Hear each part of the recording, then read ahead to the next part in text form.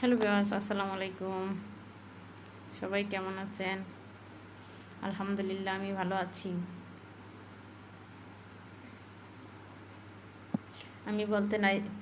আমি বলতে চাই চ্যানেলের পক্ষ থেকে আপনাদের সবাইকে স্বাগতম।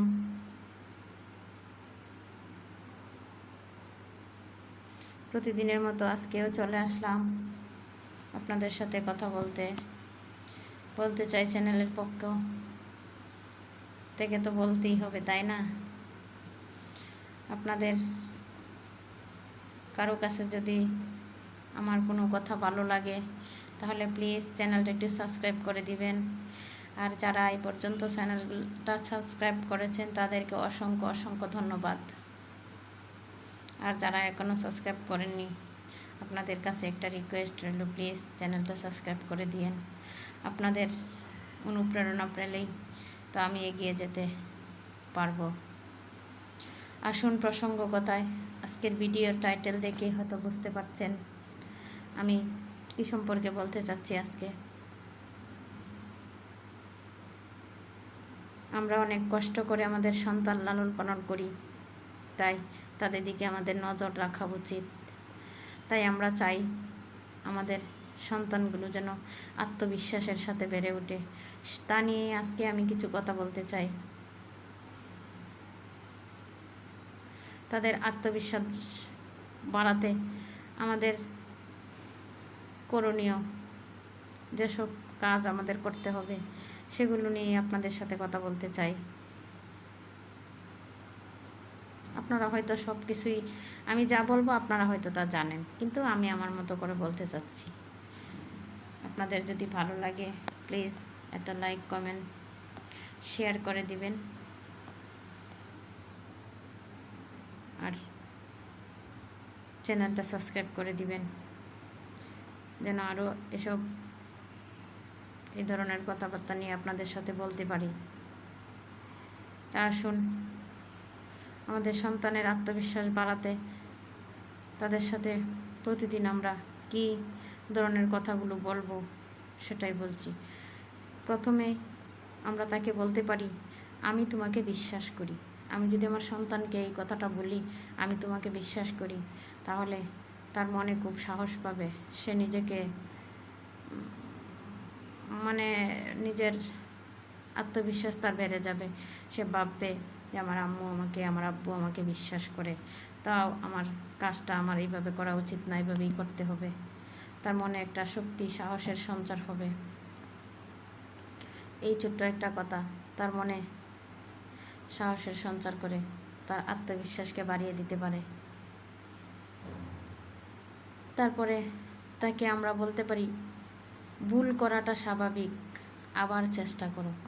সে যদি কোনো ভুল করে, তার পড়ালেখায় কোনো ভুল করে, তার পরীক্ষায় নাম্বার কম পায়, তাহলে আমরা তাকে সান্ত্বনা দিতে পারি, বলতে পারি, ঠিক আছে, ভুল করাটা স্বাভাবিক, তুমি আবার চেষ্টা করো, তাহলে পারবে।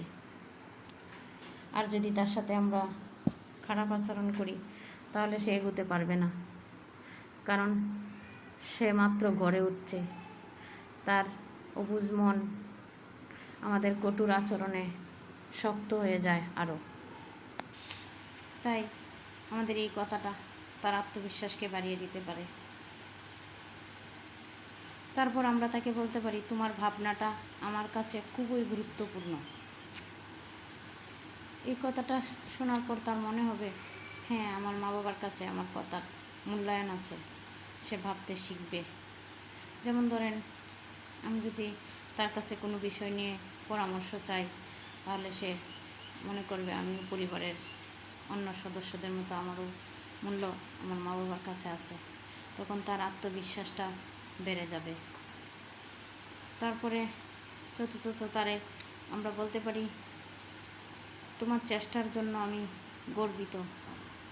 সে যদি ধরেন কোনো একটা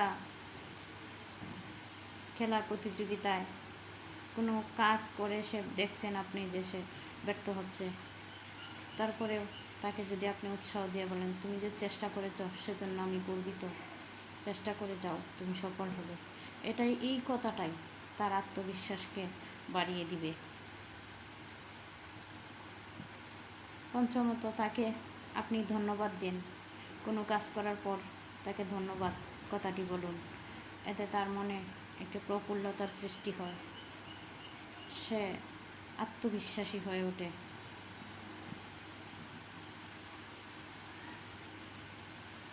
আপনি তাকে বলতে পারেন, চলো একসাথে আমরা নতুন কিছু শিখি। তাকে নিয়ে আপনি একটু খেলা খেলতে পারেন, খেলাধুলা বা কোনো একটা তৈরি করার জিনিস, এটা তাকে নিয়ে করতে পারেন। তাহলে তার মনে আত্মবিশ্বাসের জন্ম নেবে।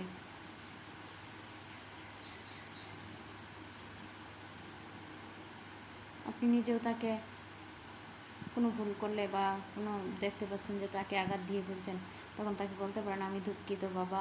বাবা, তখন দেখবেন এই কথাটাতেই তার আত্মবিশ্বাসটা বেড়ে যায়।